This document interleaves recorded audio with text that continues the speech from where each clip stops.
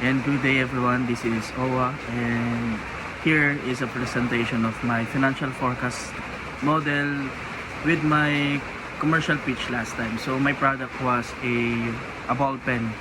So a ball pen that cost an order value of 50 pesos yun. So for the first, I made the assumptions muna. So gumawa ko ng assumptions like yan, kung makikita nyo dito, nilagyan ko yan yung numbers of orders. So kunyari nilagyan natin is 3,000 orders. Then ang average order value natin, syempre yung presyo ng ballpen natin is 50 pesos. Then nilagay lang natin siya dyan. Gumawa tayo ng forecast ng year 1, year 2, year 3, year 4, year 5. And then ayan, kung makikita nyo naman dito, meron tayong numbers of orders. So sa first year we have 3,000, then year 2 6,000, year 3 10,000, year 4 15,750, and year 5 is for about 21,263. So yan, same lang naman din ang order growth nga is 100 first, 100%, 75, 50, 35. So yung average order value niya is ganun, syempre 50 pesos pa rin yun hanggang sa tumagal. Hanggang year 5 din natin nabago yung presyo. Then cost, dito naman tayo sa cost of goods. So first, sa expenses natin, di ba? Syempre, manufacturing, hindi naman tayo gagawa nun kumbaga binibili lang natin siya. So ang cost niya is 15 pesos lang. Syempre naka-wholesale na yun, kaya hinwholesale ko na yun, 15 pesos lang yung pinagkukuhanan nun. Order fulfillment for about 5 pesos. Siguro ito yung ibabayad natin sa paano sila mag-order, like if ever man sa mga shipping company or ibang social media platform na makakapag-order sila. Then meron tayong operating expenses. We have warehouse rent 2,000. Syempre i-rent ko ng kwarto yun, kung saan pwede gawin yung mga pagbabalot ng item, etc. Meron din tayong salaries and payroll. Siyempre as a student, hindi ko naman din mabibigyan ng allotted time or ng commitment yung business. Siyempre may pasok. So maghanap tayo ng tao na pwede natin ilagay doon. So nilagay ko dito is 2 persons lang kasi hindi naman mabigat yung work. Shipping lang naman siya ng mga ball pen. So 1,400 kasi dalawa.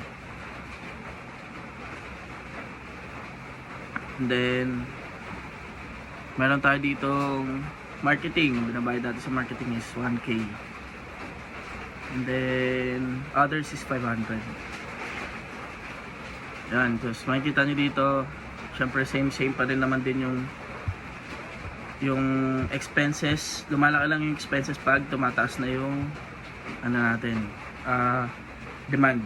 Kasi magbabago yan. Like kunyari dito, yung kailangan ko na salaries and payroll, dinagdagan ko siya, naging 2K. Tas sa 5th year naging 3K kasi nga yung volume syempre nung orders na dumadating. Same goes with the marketing. Itaas din natin yan syempre. The more na nagiging demand tayo, sabayan na natin ang marketing para mas maganda yung pasok sa atin ng orders. Then syempre meron tayong corporate tax, 20% din naman din siya, hindi na nababago for 5 years. So now, tingnan nyo na lang yung sa taas, meron tayong revenue. So sa revenue, paano makuha sa revenue? Ang gagawin mo kasi dyan para makuha mo si revenue is numbers of order times. Ito times mo siya sa manufacturing para makuha mo yun. So pag times mo yan, 3,000 times 15, ano yun? Lalabas yung 150,000.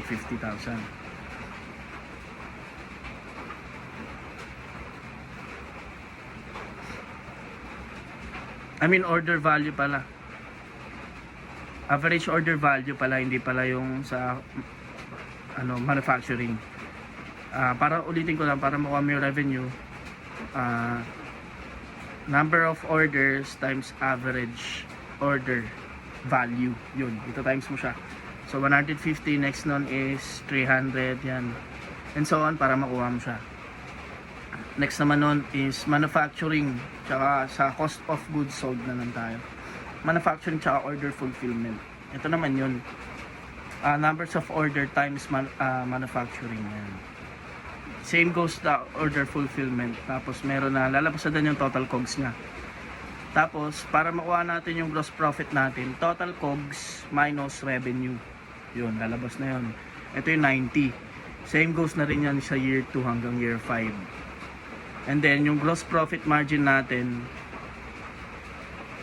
60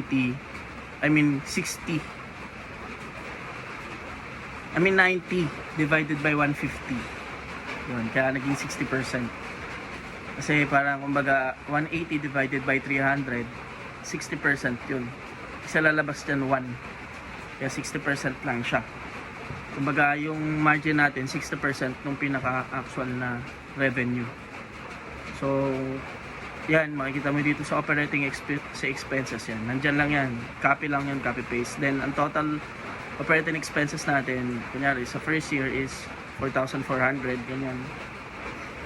Then, next naman is 4,900, 777, etc.